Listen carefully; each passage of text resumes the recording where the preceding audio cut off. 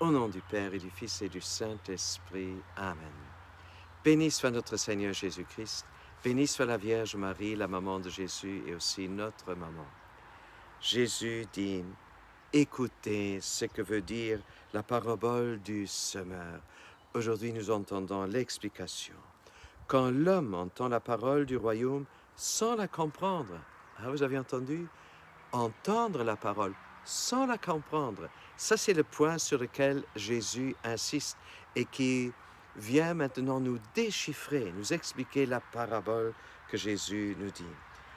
Donc, quand l'homme entend la parole du royaume sans la comprendre, le mauvais survient, s'empare de ce qui est semé dans son cœur.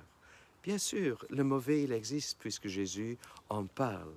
Et quel est le travail du mauvais? Et son seul et unique but, c'est de nous séparer de la parole de Dieu, de ne pas laisser une bonne nouvelle, une parole de Dieu dans notre cœur.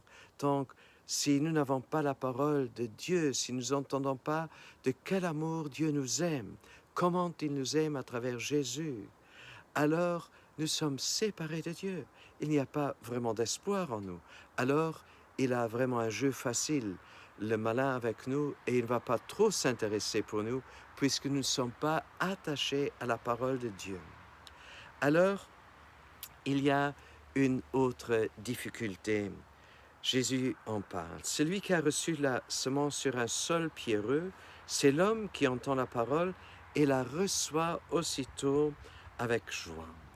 Combien de fois nous avons reçu la parole avec joie et nous avons dit, voilà une bonne parole de l'Évangile et nous savons même le verset.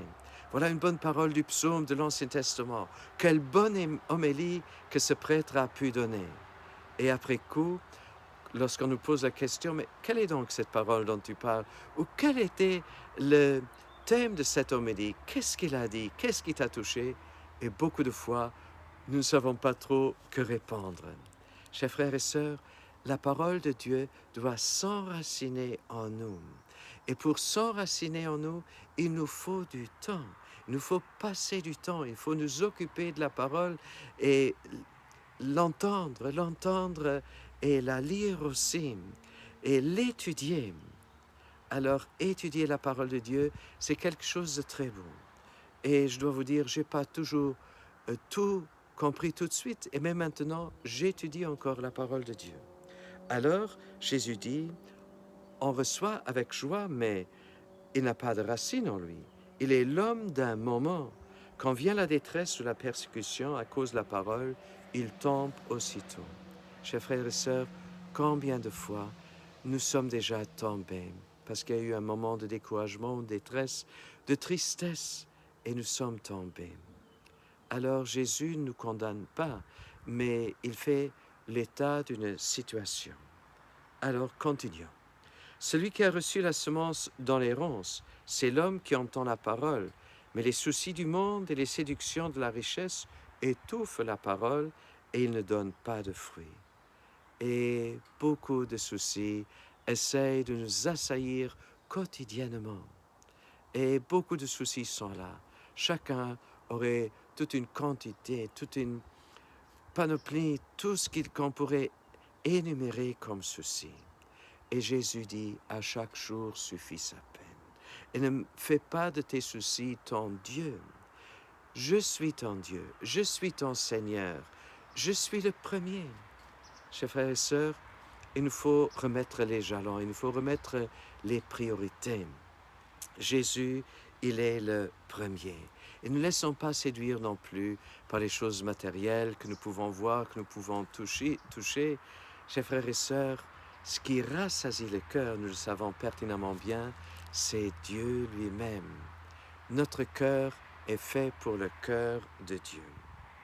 Alors, celui qui a reçu la semence dans la bonne terre, c'est l'homme qui entend la parole et la comprend. Et voilà ce que nous désirons, nous tous. Et Jésus, je suis sûr, il est de notre côté. La Vierge Marie est de notre côté. Les saints sont de notre côté.